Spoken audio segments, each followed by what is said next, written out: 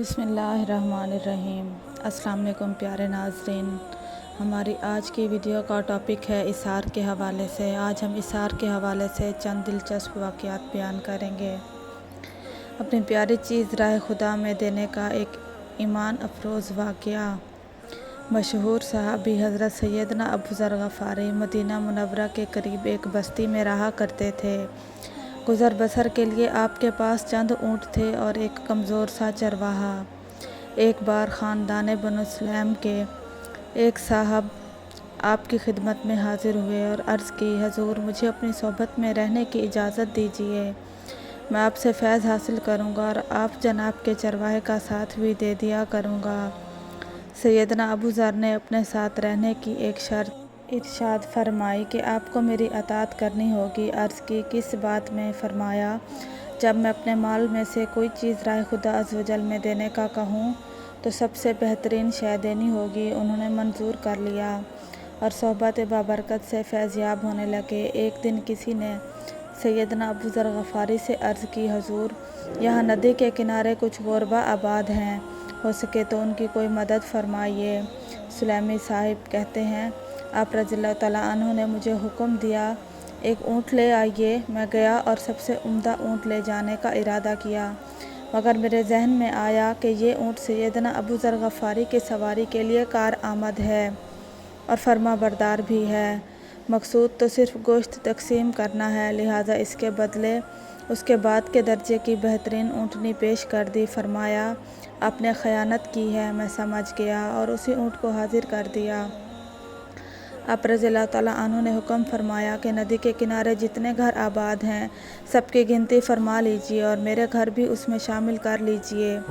پھر اونٹ کو قربان کر کے سب کے گھروں میں برابر گوشت پہنچا دیجیے۔ میرے گھر میں بھی دوسروں کے مقابلے میں کوئی بوٹی زائد نہ جانے پائے، اس کا خیال رکھیے۔ حکم کی تعمیل کر دی گئی۔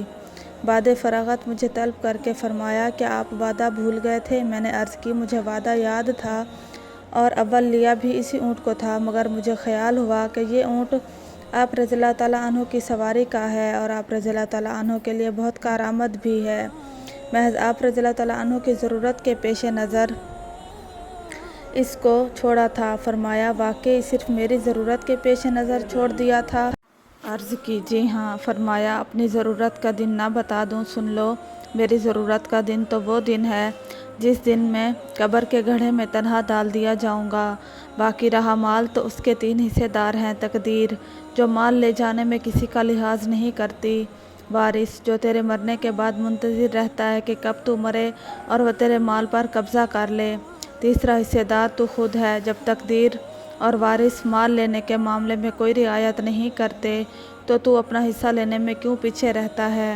جتنا ہو سکے عمدہ سے عمدہ ترین مال راہ خدا عزوجل میں دے کر اپنی آخرت کے لیے جمع کر لے۔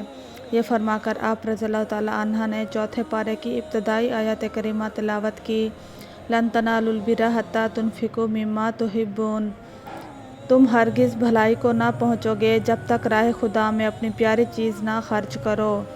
اور فرمایا کہ اس لیے جو مال مجھے سب سے زیادہ پسند ہوتا ہے اس کو راہ خدا عزوجل میں خرچ کر کے اپنی آخرت کے لیے ذخیرہ کرتا ہوں۔ سبحان اللہ۔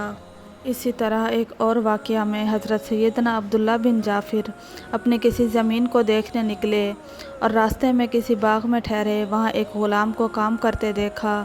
جب اس کے پاس کھانا آیا تو کہیں سے ایک کتا بھی آ پہنچا۔ غلام نے ایک ایک کر کے 3 روٹیاں اس کے آگے ڈالیں، وہ کھا گیا۔ سیدنا عبداللہ بن جعفر نے غلام سے پوچھا، آپ کو دن میں کتنا کھانا ملتا ہے؟ عرض کی، وہی جو آپ نے دیکھا۔ پوچھا، وہ سب تو آپ نے کتے پر قربان کر دیا؟ عرض کی، اس علاقے میں کتے نہیں ہوتے، یہ کہیں دور سے آ نکلا ہے، غریب بھوکا تھا، مجھے یہ گوارا نہ ہوا کہ میں سیر ہو کر کھاؤں اور یہ بیچارہ بے زبان جانور بھوکا رہے۔ فرمایا، آپ آج کیا کھائیں گے؟ عرض کی، فاقہ کروں گا۔ حضرت سیدنا عبداللہ بن جعفر اس غلام کے اظہار سے بے حد متاثر ہوئے، چنانچہ باغ کے مالک سے وہ باغ، غلام اور بقیہ سامان وغیرہ خرید لیا۔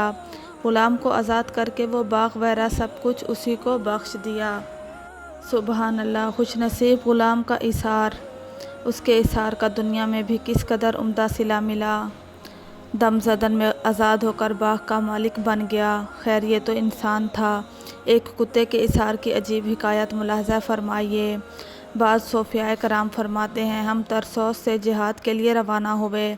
शहर से एक कुत्ता भी पीछे हो लिया। जब शहर के दरवाज़े से बाहर निकले तो वहाँ एक मरा हुआ जानवर पड़ा था। हम एक बुलंद जगह पर बैठ गए। वो कुत्ता शहर की तरफ चला गया। कुछ देर बाद वापस आया तो अकेला नहीं था, उसके साथ तकरीबन 20 कुत्ते मज़ीद थे। आते ही सारे मुर्दार पर झपट पड़े, मगर वो कुत्ता दूर हटकर बैठ गया और देखता रहा। जब वो खा चुके तो चले गए। ये कुत्ता उठा और बची कुची हड्डियाँ नोचने और खाने लगा। फिर वो भी वापस चला गया। गोया कुत्ता हमें नेकी की दावत देते हुए ज़बान हाल से कह रहा है, मैं तो कुत्ता होकर भी इशार का जज्बा रखता हूँ। मुझे हकीर समझ कर धुतकारने वालों, तुम तो ज़रा इशार करके दिखाओ। अफसोस हमारी हालत बहुत पतली हो गई है, वरना हमारे इस्लाफ ऐसे ना थे। वो तो दुनिया से जाते जाते भी इशार के नकूश छोड़ जाते थे। चुनाचा हज़रत सैयदना हुज़ैफ़ा फरमाते हैं, यरमूक की जंग में बहुत से सहाबा कराम शहीद हुए। मैं अब पानी हाथ में लिए ज़ख्मियों में अपने चचाज़ाद भाई को तलाश कर रहा था। आखिर उसे पा लिया। वो दम तोड़ रहे थे। मैंने पूछा, ए इब्ने अम यानी ए चचाज़ाद भाई, आप पानी नोश फरमाएंगे? कपाती हुई आवाज़ में आहिस्ता से कहा, जी हाँ। इतने में किसी के करहाने की आवाज़ आई। चचाज़ाद भाई ने इशारे से फरमाया, पहले इस ज़ख्मी को पानी पिला दीजिए। मैंने देखा वो हज़रत हिशाम बिन आस थे। उनकी सांस उखड़ रही थी। मैं उन्हें पानी के लिए पूछ ही रहा था कि करीब से ही किसी ने आए सरो दिल पर दर्द से खींची। हज़रत हिशाम ने फरमाया, पहले इनको पिलाइए। जब उन ज़ख्मी के करीब पहुंचा तो उनको मेरा पानी पीने की हाजत ना रही, क्योंकि वो शहादत का जाम पी चुके थे। मैं फ़ौरन हज़रत हिशाम की तरफ लपका, मगर वो भी शहीद हो चुके थे। फिर मैं अपने चचाज़ाद की तरफ पहुंचा तो वो भी शहादत पा चुके थे। देखा आपने हमारे सहाबाए कराम का जज्बा इशार। अल्लाह अल्लाह दम लबों पर है, मगर हर एक की यही आरज़ू है कि मुझे पानी मिले ना मिले, बस मेरा इस्लामी भाई सैराब हो जाए। और इसी तरह एक दूसरे पर पानी का इशार करते हुए तीनों पानी पीने के बदले शहादत का जाम नोश कर जाते हैं। मैं उम्मीद करती हूँ आपको आज की वीडियो पसंद आई होगी। मज़ीद ऐसी वीडियोस देखने के लिए कमेंट में अपनी राय ज़रूर दें और वीडियो को लाइक और शेयर करें और चैनल को सब्सक्राइब करें। अल्लाह ताला आप सबका हमियो नासिर हो। जज़ाकल्लाह।